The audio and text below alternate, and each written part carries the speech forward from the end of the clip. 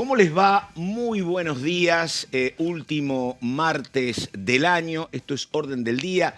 Exactamente hora 11 en la República Argentina. Hace mucho calor. De todas maneras, la máxima más alta está prevista para mañana 31. Hoy calculan algo así como 38, 39 grados. Recién salíamos por los aledaños, alrededores de Congreso. Y la verdad que hace mucho calor.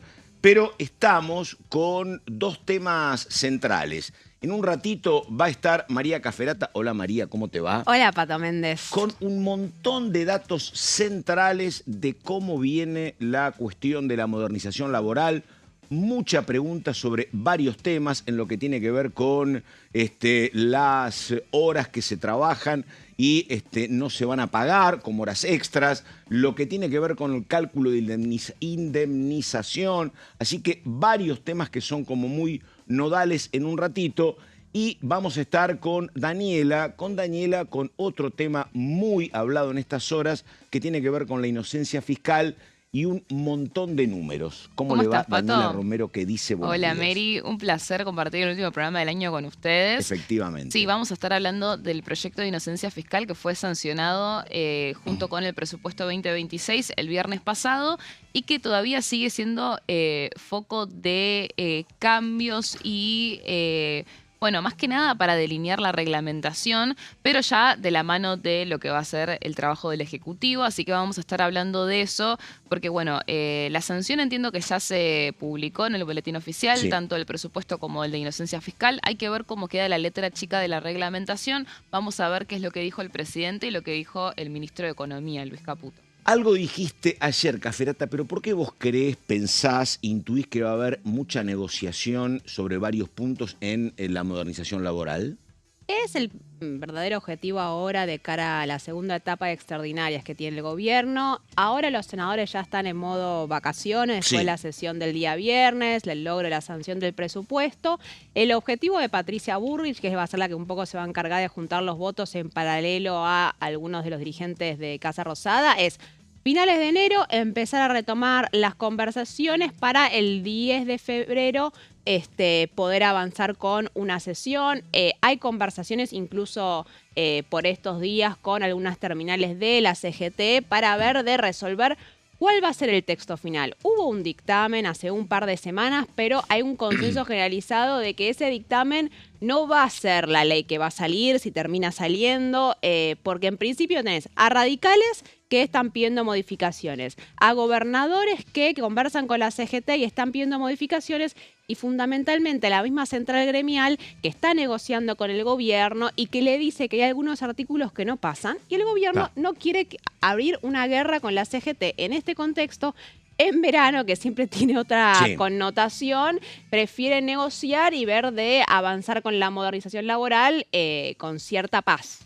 Ahí estamos. Esto es Orden del Día, martes 30 de diciembre, títulos y ya seguimos. A ver.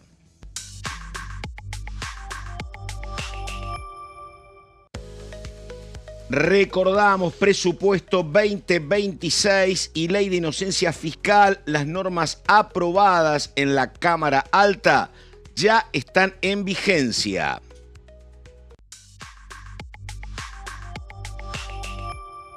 Lo que viene, fin de extraordinarias, el gobierno tiene despachos en modernización laboral, ley de glaciares y el compromiso para la estabilidad fiscal. Recordamos, modernización laboral y código penal llamarían a extraordinarias en febrero para avanzar con los dictámenes. Bueno, y lo dicho, María Cafferata, modernización laboral, hay muchos puntos muy interesantes. Estuve viendo las placas tuyas, Cafferata, así que empezamos a ver. Yo acá hice un rejunte de algunos de los puntos que están en discusión con diferentes interlocutores que tiene el gobierno. Porque lo más sencillo tal vez a veces identificar los artículos de la modernización laboral que le molestan a la CGT, que tiene una batalla muy concreta con lo que afecta con los artículos que afectan los derechos sindicales y la propia lógica de la organización sindical. Pero sin embargo, tenés algunos artículos que piden los radicales modificarlo, hay otros que piden los gobernadores y hay otros que piden las cámaras empresarias, en algunos casos incluso. Entonces, va a ser ahí un poco que va a tener que surfear el gobierno para ver qué ley termina saliendo. Yo voy a hacer solo una aclaración. En este momento hay una disputa interna en el gobierno respecto a con cuánta dureza se tiene que avanzar con la modernización laboral. Como siempre que se plantean estos proyectos, hay un ala más dialoguista y un ala mucho más firme respecto a cuál es la versión final que tiene que haber de los borradores. Protagonista, digo, qué sé yo, supongo Sturzenegger está entre los más duros, por ejemplo. Sturzenegger está en los más duros y lo vimos en la previa. Recuerdan que pasaron un montón de días hasta que conocimos el proyecto de modernización laboral, precisamente por esa disputa. Y gran parte del conflicto giraba en torno al tema de las cuotas solidarias. Sturzenegger quería seguir insistiendo en plantear un articulado que eliminaba la obligatoriedad de estas cuotas solidarias para los sindicatos. Y como parte de la negociación en las que participaban a la política es Martín Menem y Diego Santilli, pero también Santiago Caputo. Ahí no, la interna Karina Caputo no se jugaba tanto en esos términos, sí de firmeza o flexibilidad para intentar sacar la ley. Entonces, la versión final termina siendo un poco depurada de la que quería Sturzenegger. Ahora, sigue siendo un articulado que al menos a la CGT te dice esto nosotros no lo vamos a acompañar y recordemos que la CGT viene de llevar a cabo una movilización nacional a Casa Rosada, pero también en todo el país, con la amenaza de avanzar con un paro general. Perdóname. Dale. No, sí que para agregar en este punto, del gobierno generó ese artículo que menciona Mary, generó confusión porque dice que deja de ser agente de retención obligatorio el empleador con respecto de la afiliación, pero no especifica lo de las cuotas solidarias, pero tampoco te dice que las cuotas solidarias sí van a obligar, están obligados a ser agentes de retención. Desde el Ejecutivo la respuesta a partir de estas dudas fue no, la idea es que también dejen de ser obligatorias las cuotas, o sea, las cuotas solidarias, o sea, al final ganó Sturzenegger en algún punto, solamente que no está especificado en ese artículo. Sí. Por eso, primera placa es eso. A ver. No, porque hay que leerlo con muchos especialistas al proyecto para entender qué quiere decir cada uno de los artículos.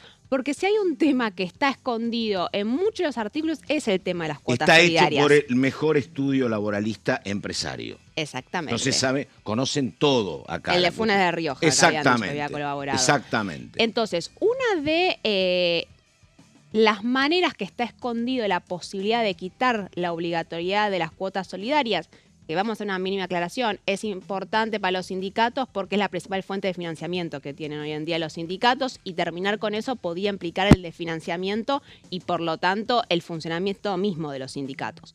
Una tiene que ver con que sostienen que los empresarios pueden no estar obligados a retener esa cuota solidaria. En esos casos implicaría todo un trámite burocrático para ver cómo se hace la derivación. Y la otra, que fue la que están más alerta a los sindicatos, tiene que ver con las condiciones en las cuales se limita la ultraactividad de los convenios colectivos. Hoy en día, cuando se vence un convenio colectivo, hasta que se firma un nuevo convenio, siguen en vigencia las cláusulas para evitar que se caigan muchos de los acuerdos que se habían hecho entre trabajadores y empresa.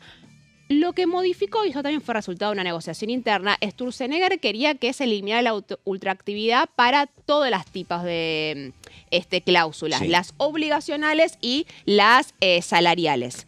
Para las salariales se mantiene la ultraactividad, es decir, que si vos tenés un acuerdo de paritaria de actualización por inflación trimestral, eso se mantiene, por ejemplo, pero las pequeñas negociaciones muy particulares que hay con las comisiones internas, eso se vence.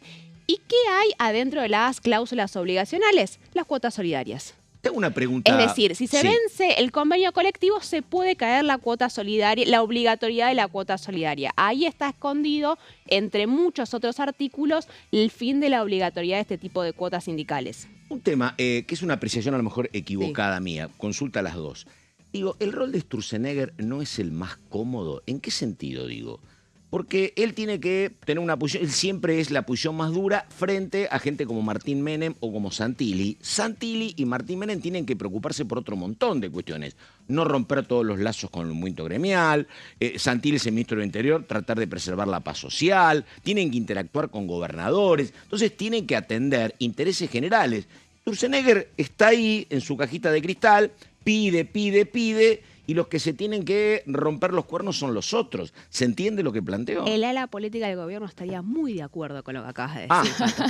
Claro, ¿viste? Porque si no, él parece el más duro, pero no tiene que negociar nada. Sturzenegger no tiene muy buen está vínculo bien, con todos en el gobierno. Es el policía bueno y el malo, eso, si querés, sí, ¿no? es un rol que está bien que el gobierno tenga las dos. Puede ser, o sea, sí, tiene puede sentido, sí. Está bien. Es en muchos casos el chivo expiatorio en el marco de las negociaciones. Claro. Lo que pasa es que Sturzenegger me lleva a esto. Ahora, sí es cierto que parte de la discusión interna que hay a la hora de definir una estrategia política, es decir, si seguimos avanzando con esta lógica de creamos un proyecto en un laboratorio, pero que es imposible después de conseguir los votos, bueno, vamos a dar de frente contra una pared. Exactamente. Y cuando llego a la derrota, tengo que rever lo que hice, porque si no, los costos son altos, claro. Bueno, por eso, la presentación del proyecto ya te da una pauta que mínimamente hubo una pretensión de escuchar los reclamos de la CGT. Ahora, en la práctica, es como dice Dani, esas críticas siguen presentes en el proyecto y van a formar parte de las negociaciones. Otra de las cosas que la CGT había pedido sacar tiene que ver con la primacía de los convenios por empresa por sobre los de actividad. La primacía de los convenios colectivos por actividad es una de las bases del sindicalismo argentino desde hace 80 años y ha sido un intento de avance de las cámaras empresariales hace muchos años. La CGT había intentado negociar quitarlo porque de alguna manera le quita poder a la negociación colectiva a nivel nacional, pero sigue presente y ahí hay una negociación abierta, me dicen, más complicada. ¿Te acordás que esto lo hablamos? Porque lo que yo decía es que había sectores empresariales muy importantes que preferían negociar con las cúpulas, que siempre son peronistas, y no la negociación por empresa porque te podían tocar comisiones internas más combativas. Había de todo a nivel empresario, Sí, ¿no? el tema es, ahí vos tenés, me parece que no hay tantas comisiones internas que puedan llegar a ser más combativas que el peso de una negociación colectiva a nivel nacional. Hay en la lógica de la relación de poder, obviamente, una negociación a nivel nacional y con toda una actividad, más allá que el secretario general pueda ser mucho más dialoguista, tiene otro peso que hacerlo con una comisión interna de 50 trabajadores. Sí, imagínate ¿no es comercio, por ejemplo. A la hora ¿no? del peso de la negociación, también por la amenaza de un paro, la amenaza de una medida de fuerza, globalmente es mucho el empresariado más prefiere por empresa. Exactamente. Puede ser que haya algunas empresas que tienen comisiones internas particularmente combativas, pero hay algunos sectores de transporte o de alimentación que dicen, bueno, mejor negociemos a nivel general. Ahora, globalmente la puja es para que sea lo más grande posible. Tengo un frente más chico, obviamente. Sí. Bueno, esos son dos de los principales puntos que está cuestionando la CGT. Ahora, los otros dos tiene que ver con la limitación del derecho a huelga, que es la ampliación de las actividades esenciales y la ampliación de las actividades de importancia trascendental. ¿Qué significa esto? La cantidad de actividades productivas que están incluidas adentro de las actividades esenciales y adentro de las actividades de importancia trascendental. No queda nada. No queda nada casi afuera de eso. No, los medios están incluidos en actividades de importancia trascendental. ¿Qué significa esto? Que en el caso de llevar a cabo una medida de fuerza, la actividad, por ejemplo, camioneros, que fue algo que incluyeron a último momento en esenciales, tiene que dejar garantizado el 75% del funcionamiento del trabajo, ¿no? Es decir, que puede un acatamiento de máximo del 25%, obviamente limitando el impacto de la medida de fuerza que se lleva a cabo. Esto para los sindicatos y especialmente para los sindicatos más combativos te mata. Te corta las piernas porque no podés, la principal fuerza que vos tenés. Se está negociando, se está anunciando un posible paro ferroviario para estas horas. Estaba anunciando a Maturana. Claro, si vos tenés que el 75% de tus trabajadores tiene que decir presente, no te enterás de la medida de fuerza. Claro. Entonces, esto también es un tema delicado que se está negociando con un agravante, que es que se incluyó a sindicato de transportistas y de camioneros, Y recordemos que Camioneros, a través de Hugo Moyano, tiene un vínculo y un contacto con Casa Rosada, entonces hay que ver cómo se traduce eso. Históricamente fueron grandes interlocutores Diego Santilli en la ciudad, cuando era director, ministro de la ciudad, con los Moyano. Exacto. Así que bueno, sí. Que fue una sorpresa para ahí en el sindicato que lo terminaron incluyendo. Y después lo que tiene que ver con la autorización previa para la asamblea. Si vos querés llevar una asamblea en tu lugar de trabajo, tenés que avisarle antes a el empleador, y el empleador te tiene que habilitar esa asamblea. Te puede decir que tiene que ser en otro día y en otro horario, y con la especificación de que la asamblea no puede interrumpir el normal desenvolvimiento de las tareas de ese lugar. Cosa que hoy es por disposición de los trabajadores en cualquier momento, día y horario, efectivamente. Deciden los delegados, Sí. hay una asamblea en este momento, se paran las actividades y hasta que no se toma una resolución o se finalice la asamblea, no se retoman. Es un cambio de la lógica absoluta en cómo se llevan a cabo la asamblea. Entonces, después hay otros cuestionamientos a lo que tienen que ver con las protecciones a los delegados sindicales en algunas comisiones internas, pero si ven, todos estos puntos tienen que ver con los derechos colectivos de los sindicatos que avanza la modernización laboral.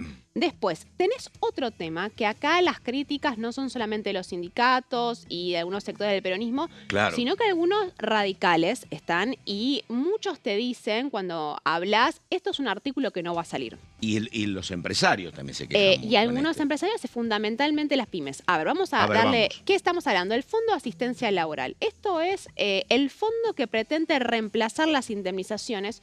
Originalmente se había avanzado con un fondo similar durante la ley Bases, con la salvedad de que creo que ninguna o casi ninguna empresa se adhirió a esta forma de indemnización. La manera que reemplaza la indemnización es que mes a mes el empleador deriva un porcentaje del sueldo de los trabajadores a un fondo que va a utilizar en el caso de un despido, ¿no? Entonces te vas cubriendo mes a mes para pensando ya en el futuro despido de un trabajador o una trabajadora. Muy pocas empresas se adhirieron a este formato, y lo que plantea la reforma laboral es hacerlo obligatorio. Porque esto es la mochila de la UOCRA, es esto. Es la mochila de la boca de manera obligatoria. Exactamente, pero además lo que te dicen los titulares de las pymes es: mi negocio no tiene nada que ver con el trabajo de la UOCRA. El trabajo de la UOCRA, hay 300 operarios trabajando, se termina la hora y hay que indemnizar y despedir.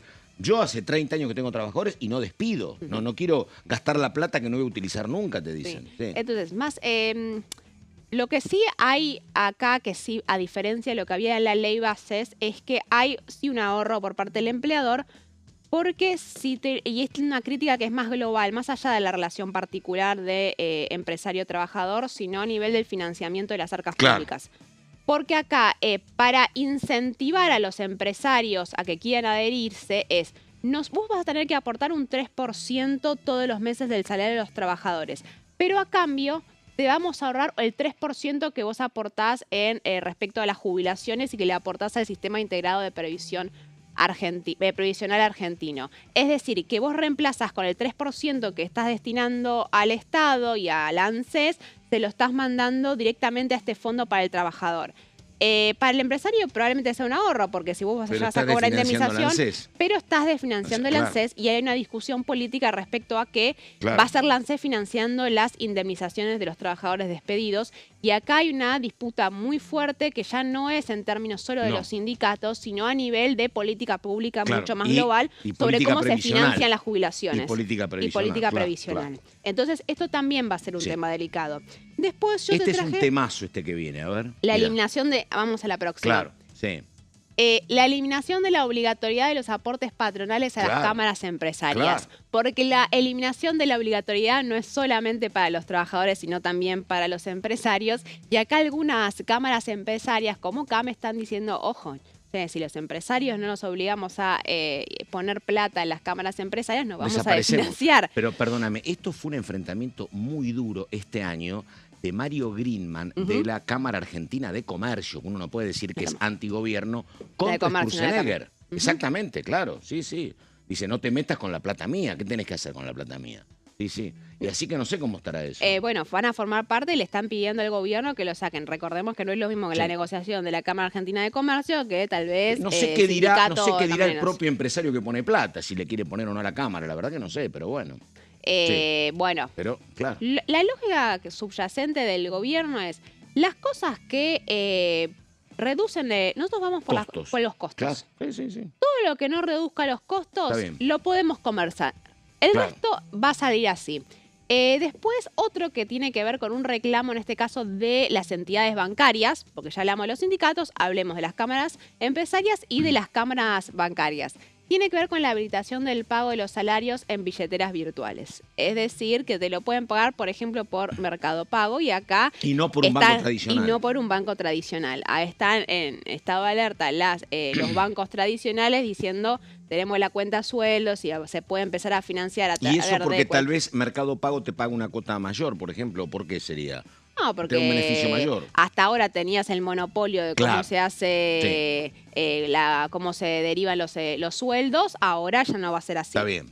Después, y por último, estos los Eso, trajes ¿qué es eso? globales que tienen que ver con puntos que en este momento está cuestionando el peronismo, cuestionan los sindicatos, pero con menos fuerza, y yo le prestaría atención a ver cómo terminan. Uno tiene que ver con la modificación de la presunción de relación laboral. Uno de los primeros artículos del proyecto de modernización laboral plantea que en aquellos casos que se presente una factura, se establece tácitamente que no se considera que hay una relación laboral, lo que implica a la hora de un litigio judicial, te ponen otras condiciones. Si vos fuiste monotributista durante 30 años, ahora el empleador puede argumentar, no, pero bueno, vos estabas presentando una factura, por lo tanto, acá nunca hubo presunción de relación laboral. ¿Qué tema para el Estado, que es el gran dador de trabajo a monotributistas, por Exacto. ejemplo, ¿no? Claro. Y esto tiene que ver más que nada con la justicia laboral y cómo Claro. qué va a tener en cuenta el juez a la hora de definir las indemnizaciones. Después tenés el famoso banco de horas. Hay una discusión muy grande en lo que tiene que ver con la eliminación, de hecho, de las horas extra en el caso de que haya un acuerdo entre trabajadores y empresas, porque habitar el banco de horas, vos decís, bueno, supuestamente por libre acuerdo, un día puedes trabajar 10 horas y al otro día puedes trabajar 6 y se elimina el acceso a horas extra, que en muchos casos es una parte muy importante de los sueldos. Después tiene que ver con el cálculo de las indemnizaciones, que hay muchas cosas que no se van a tener en cuenta, como las vacaciones, y después la posibilidad de partir las vacaciones. Es decir, ahora tu empleador, en el caso de que así lo necesite, puede pedirte que fracciones tus vacaciones hasta con un mínimo de una semana. Depende de las características del trabajo, no tenemos que ir al corte, pero el banco de horas me resulta como muy arbitrario, muy como que se adueñan de mi vida, ¿no? Yo trabajo 8 horas y me dicen, no, de acá hasta el viernes, está bien que yo tengo que decir que sí o que no, pero yo estoy en inferioridad de condiciones. De acá hasta el viernes tenés que venir 4 horas más y la semana que viene venís 4 horas menos. Y yo, ¿cómo manejo mi vida si tengo esa obligatoriedad, no? ¿Qué hago con las horas en blanco que tengo? No puedo buscar otro trabajo. No, y el problema de organizar la vida. El problema de organizar la propia vida, ¿no es cierto? Es decir, si me pueden demandar de repente un día 10 horas, como voy a buscar a mis hijos al colegio, exactamente. por ejemplo. ¿Y qué hago con mi tiempo libre el día que no tengo que ir a trabajar, por ejemplo, ¿no? Sí, qué sé yo. Y las vacaciones también, ¿por qué 1 cada 3, no? 1 cada 3 que se puedes tomar durante el verano. Enero o en febrero. O solo en enero yo sé que era durante el verano. No, creo que enero a febrero. Primero de enero al 28 de febrero. Exacto. ¿Usted tiene fecha de vacaciones? No. Estoy en eso, estoy en eso. Ya te vas a enterar. Estamos negociando. Estamos en orden del día. Vamos a la pausa. Enseguida hablamos. Hay un montón de números de inocencia fiscal. Ya venimos.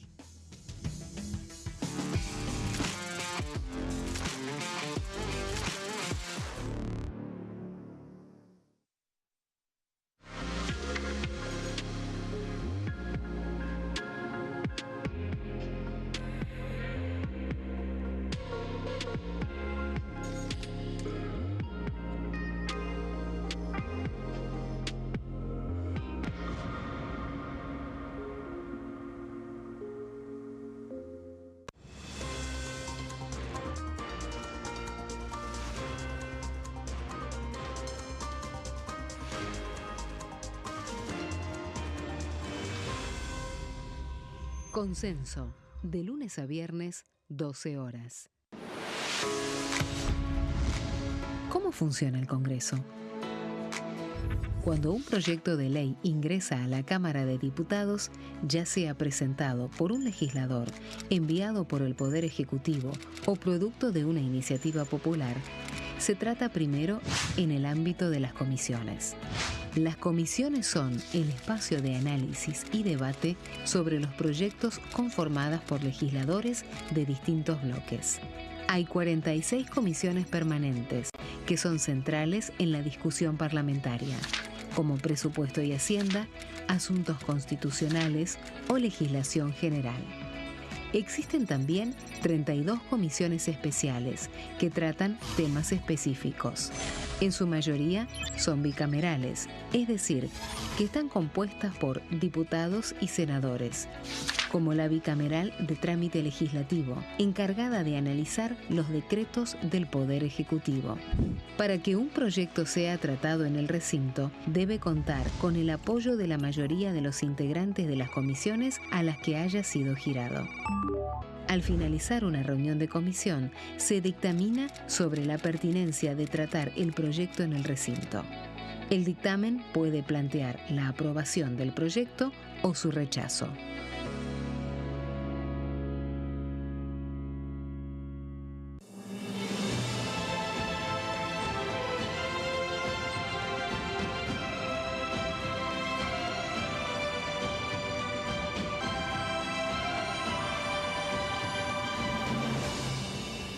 La bancada, de lunes a viernes, 13 horas. ¿Qué función cumple el Congreso? El Congreso ejerce su función legislativa a partir de la deliberación y sanción de leyes que busquen el bien común de todos los habitantes. Durante 2024 se sancionaron 44 normas de enorme trascendencia, como la Ley Bases y Puntos de Partida para la Libertad de los Argentinos, la Ley de Medidas Fiscales Paliativas y Relevantes y la Boleta Única de Papel. La Constitución Nacional determina las atribuciones del Congreso, las cuestiones sobre las cuales puede y debe legislar, así como sus limitaciones. También establece la relación entre los distintos poderes, que es fundamental para equilibrar el sistema republicano. Además de legislar, el Congreso tiene la función de ejercer el control del Poder Ejecutivo. Entre otras atribuciones, ese control incluye el pedido de informes, las interpelaciones, la actuación de la Auditoría General de la Nación, dependiente del Congreso, la posibilidad de solicitar juicio político y la aprobación de las cuentas de inversión. Desde la reforma constitucional de 1994, el jefe de gabinete de ministros tiene la obligación de concurrir periódicamente al Congreso para informar acerca de la marcha del gobierno. Este informe se realiza alternadamente en cada Cámara del Congreso.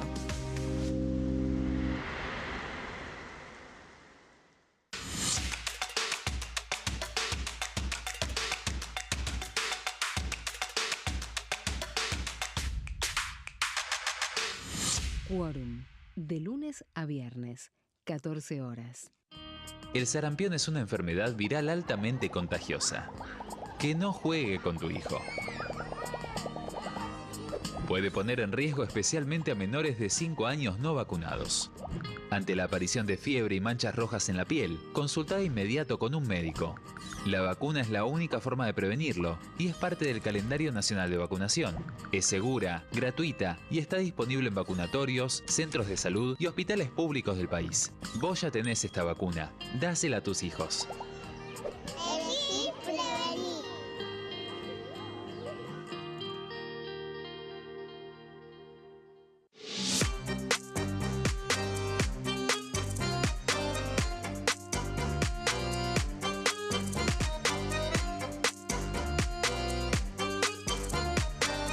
Plenario, de lunes a viernes, 15 horas. ¿Cómo funciona el Congreso? Las sesiones son el espacio donde los diputados debaten proyectos de ley para su aprobación, modificación o rechazo. En una misma sesión pueden tratar varios proyectos de ley. Las sesiones ordinarias comienzan el 1 de marzo, cuando el presidente de la Nación inaugura el periodo ante la Asamblea Legislativa y se extiende hasta el 30 de noviembre. El Poder Ejecutivo puede convocar a sesiones extraordinarias o prorrogar las sesiones ordinarias. La sesión es dirigida por el presidente de la Cámara de Diputados, que administra el uso de la palabra y las distintas instancias del funcionamiento.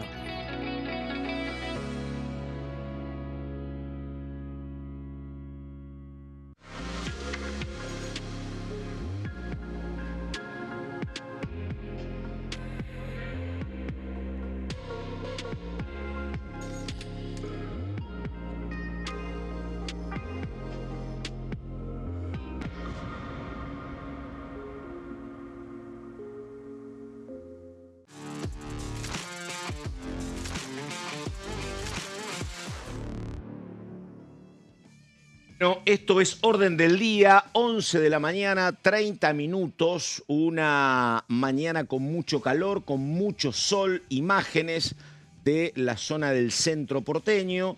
Hay una actividad ya mucho más raleada, pero hoy es el último día hábil de actividad acá en el Congreso de la Nación y repetimos, hoy una máxima de 38, 39 dicen para mañana 31 de diciembre. Y ahora vamos a hablar de plata. Inocencia fiscal, diga. ¿Cómo está? Bueno, vamos a estar hablando de inocencia fiscal, que es este proyecto que para el gobierno nacional fue el proyecto más importante de los últimos, no sé, 100 años. O sea, realmente creen que fue una ley muy importante que puede generar un antes y un después en el funcionamiento de la economía.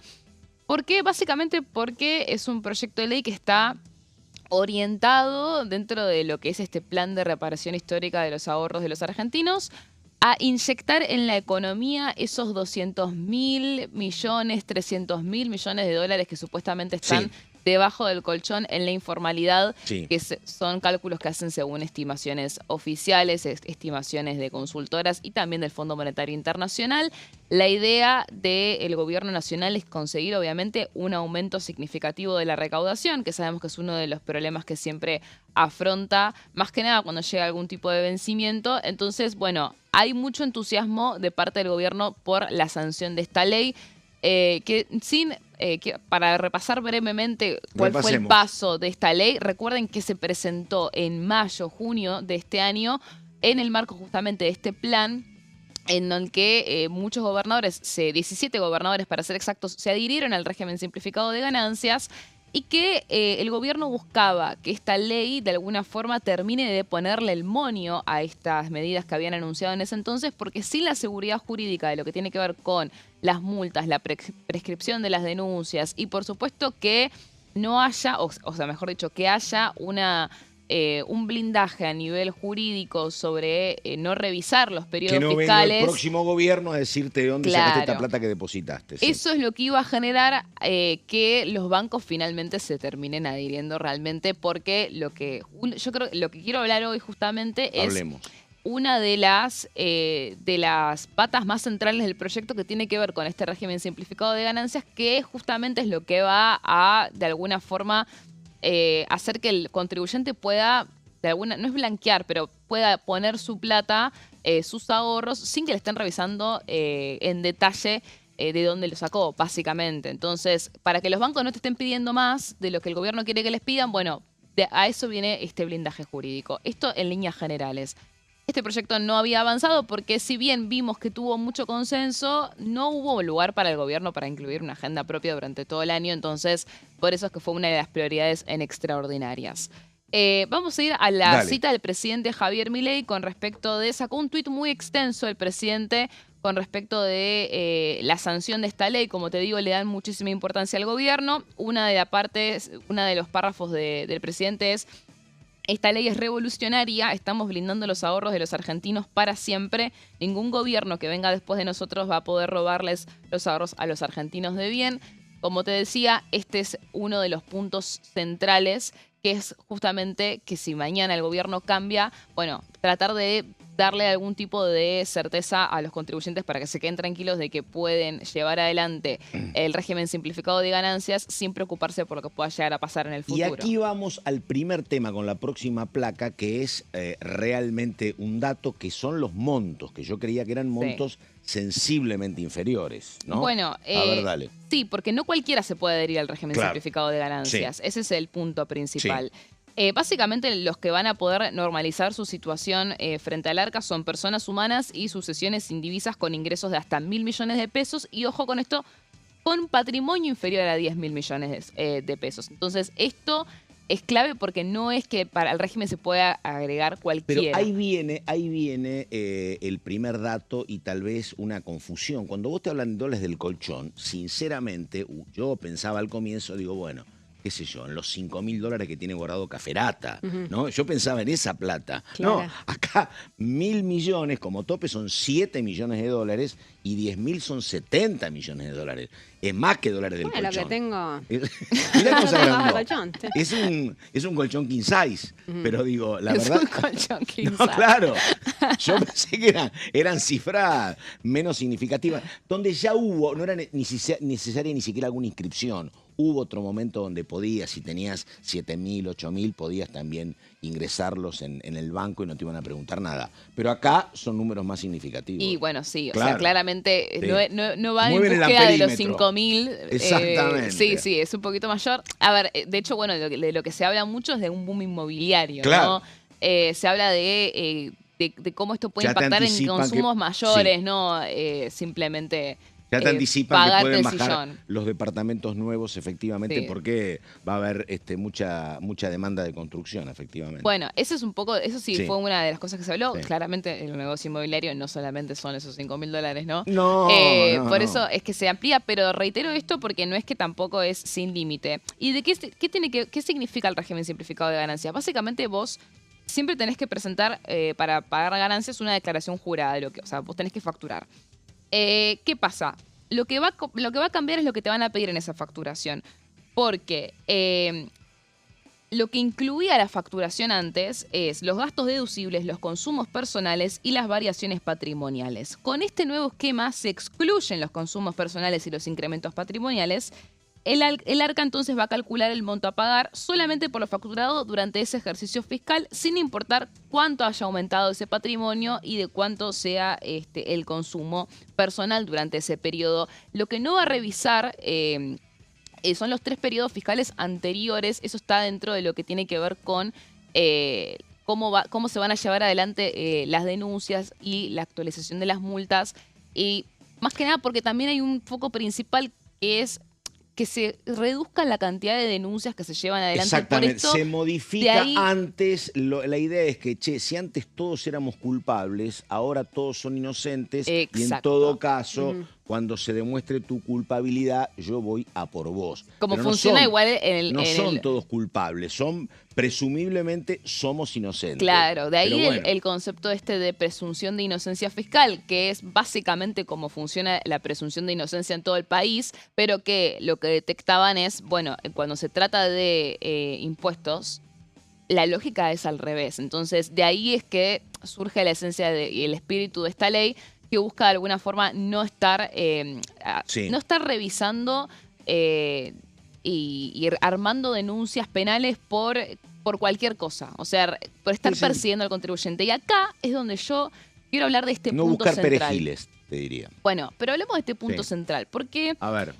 pese a este espíritu y a esta lógica que tiene el gobierno nacional con respecto a la inocencia fiscal, se detectó que había una medida dentro de lo que es el proyecto que era contraproducente, que es el tema de las multas automáticas. Porque vos tenés que presentar esta declaración jurada, pero en esta actualización de las multas también se encontró con que cuando vos se te vence el plazo para presentar la declaración jurada, se va a aplicar una multa automática que antes era de 200 pesos, 400 pesos, pero ahora va a pasar a ser de 220.000 pesos para los individuos y de 440.000 pesos para las empresas. Y a partir del 1 de enero del 2027 van a ser directamente, se van a actualizar automáticamente según el UVA. Entonces, ahí es donde el gobierno va a poner foco en la reglamentación. Ya lo habíamos escuchado a la senadora Patricia Bullrich hablar de esto porque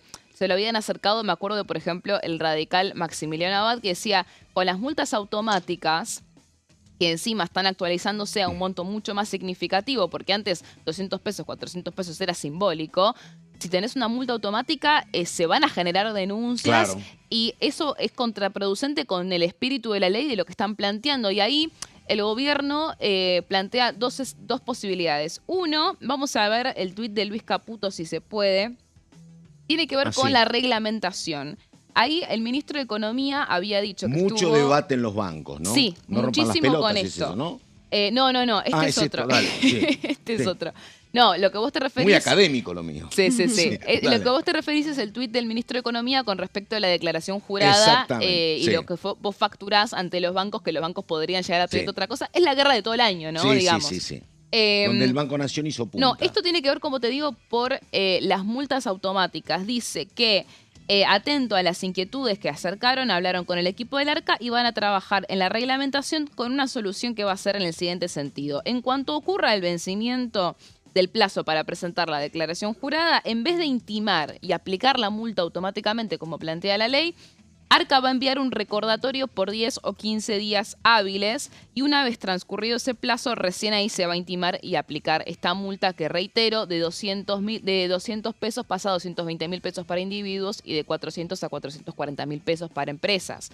Entonces, acá el ministro de Economía garantiza o va a garantizar mediante esta reglamentación que no sea literalmente una multa automática cuando se vence el plazo de la presentación de la declaración jurada. Este es uno de los puntos que generó ruido durante estos últimos días.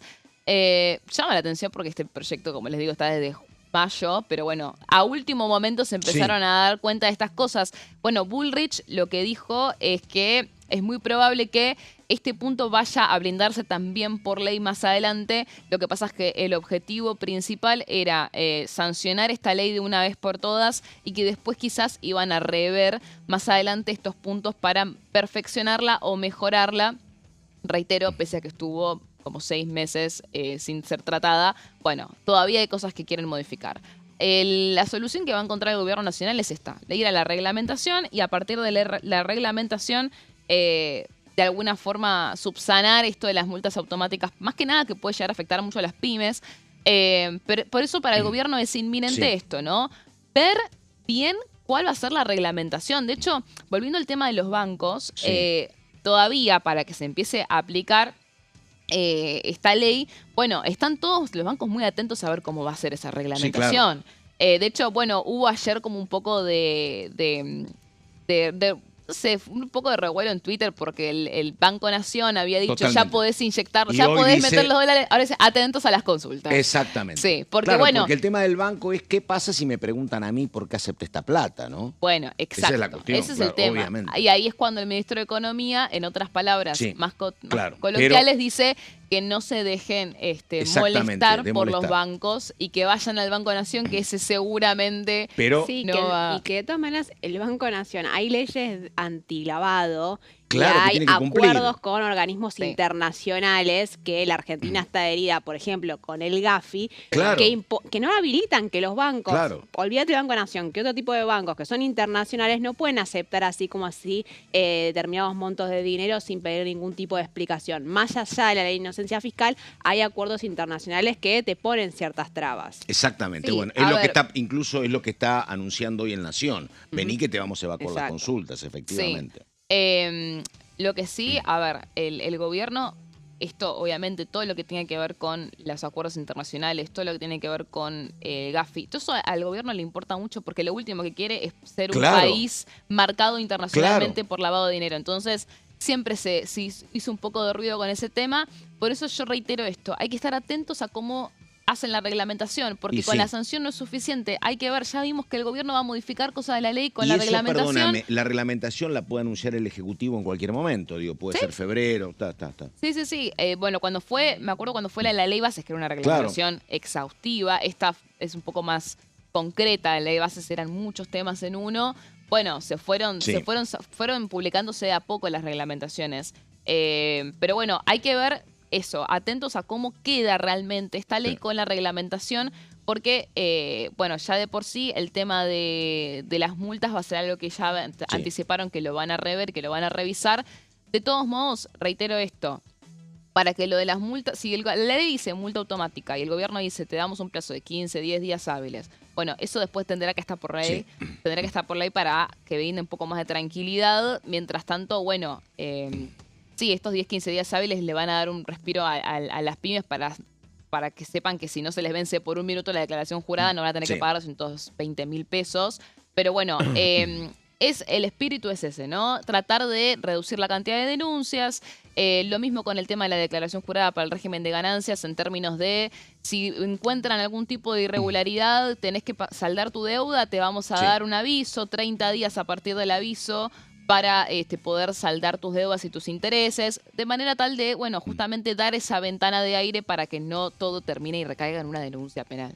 Che, es 30 de diciembre, muy intensa la mañana periodísticamente, ¿eh? Yo Sí, mientras estaba te pensando miraba, lo mismo. ¿viste? A ver. Bueno, está el nivel- vocero presidencial Exactamente. dando una El conferencia de gobierno prensa. anunció que la Agencia Nacional de Discapacidad deja de existir y las funciones serán absorbidas por el Ministerio de Salud. Acá había un reemplazante para Españolo que estaba en funciones, ¿no? Me Sí, parece que recordemos que esto Claro, es un pero- poco el cierre claro. del escándalo que se abre luego de los los supuestos audios filtrados de Diego Españolo, el ex titular del Andis, en la cual hablaba y mencionaba un esquema de coimas que afectaba directamente las pensiones por discapacidad, pero que de todas maneras viene mucho más atrás en el marco de la disputa del reclamo por el aumento de las pensiones, la ley de emergencia en discapacidad.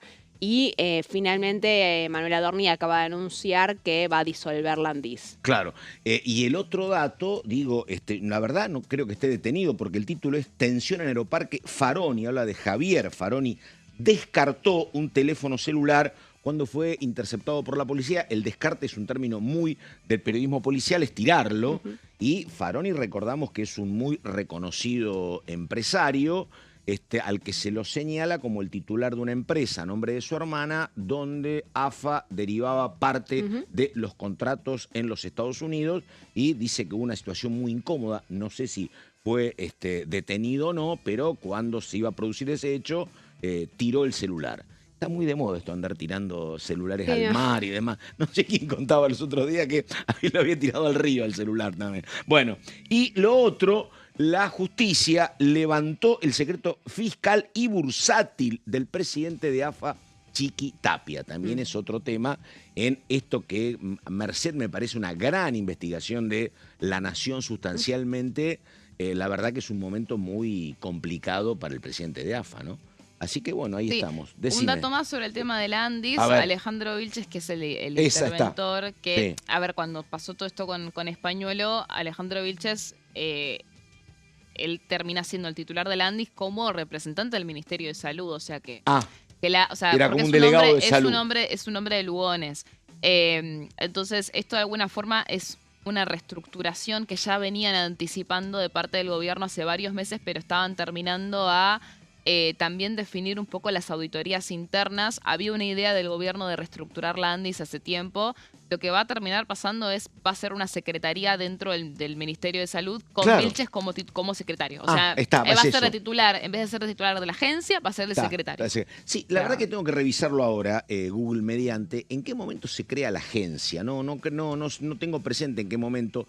Sé que en su gestión como vicepresidenta, Gabriela Michetti le había dado mucha prioridad al tema de discapacidad, pero no sé en qué momento se transforma en agencia, y antes era secretaría, así que vuelve a ese rubro. No, sí, estoy pensando lo mismo. Sí, Tiene que ver ahora nos con vamos a- organizacionalmente cómo Claro. se manifiesta. En Pero un momento bueno, decís, tengo un Lugones- recursos, quiero reivindicar el tema, y entonces lo transformo en agencia, efectivamente.